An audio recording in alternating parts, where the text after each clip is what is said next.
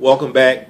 Welcome back to another edition of Hard in the Paint. I know I said I wasn't going to come back till next Wednesday, but after talking about Richard Sherman, I figured we'll go ahead and talk about the Golden Boy in this upcoming Super Bowl matchup between the Seattle Seahawks and the Denver Broncos, and that is none other than Peyton Manning. Before we get started, I want to say thank you to all the people that showed me some support on Facebook and all the people that showed me support on YouTube. Hey, keep going.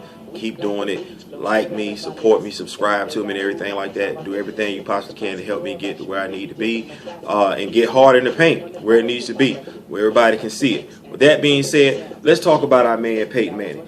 It's not that I don't like Peyton Manning. I do. I think he's one of the greatest regular season quarterbacks of all time. Hence, when everybody wants to play fantasy football, the first quarterback you go after is Peyton Manning. But being great to me is not about what you just do during the regular season. Being great is what you do, point blank, period. Regular season and postseason.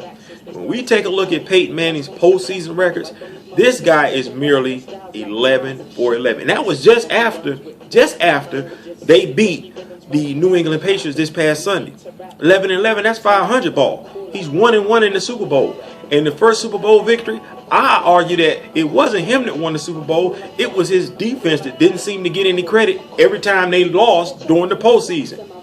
What did he do during the first game, during that first Super Bowl against the Chicago Bears? Let's see.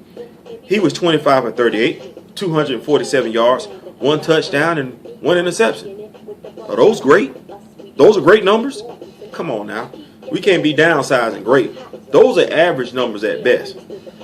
On that team, that Super Bowl team, he had Reggie Wayne on one side, Marvin Harrison on the other, Joseph Adai coming out the backfield, and he had Dallas Clark roaming all over the place. And you could only get 1 touchdown pass, Peyton? Come on. That's not good. Then let's take a look around at Super Bowl 44, where they went up against the New Orleans Saints, led by Drew Brees, another quarterback that's considered to be great. I'm going to give it to Drew Brees. He's pretty good. Notice I said pretty good. But let's look at this. In this particular matchup, Manning was 31-of-45 for 333 yards with 1 TD and 1 interception. You're one of the greatest of all time, and all you getting me is 1 touchdown and 1 interception? That's not good. While Drew Brees, on the other hand, was 32-of-39 for 2 TDs and no picks. He didn't turn the ball over. And if you remember one of those interceptions that Peyton threw, some dude took it to the house, stepped right in front of a curl route and took it straight to the house. Come on. That can't be considered great. What I consider great about Peyton Manning is his approach to the game. He's cerebral. He takes his weaknesses and he turns them into strengths. He will take a defensive weaknesses and expose them for the entire world to see. And that's all fine, well, and dandy. But if you're doing that, you got to do that all the time. It can't be just after it's all said and done, you're 11-11 in the Super Bowl, you 1-1 in the Super Bowl. You're 11-11 during the postseason, 1-1 in the Super Bowl. You batting 500 ball during the postseason.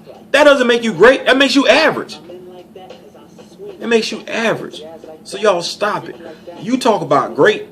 I think Roger Staubach, Joe Montana, Terry Bradshaw, and I put Joe above Terry, and Terry is my guy. With that being said, I'm out. Thank you for supporting Hard in the Paint. Let's keep pushing. Let's keep supporting. We're going to keep this thing going, and we're going to get this thing known. Hard in the Paint by Theo Butler. Peace. I'm out.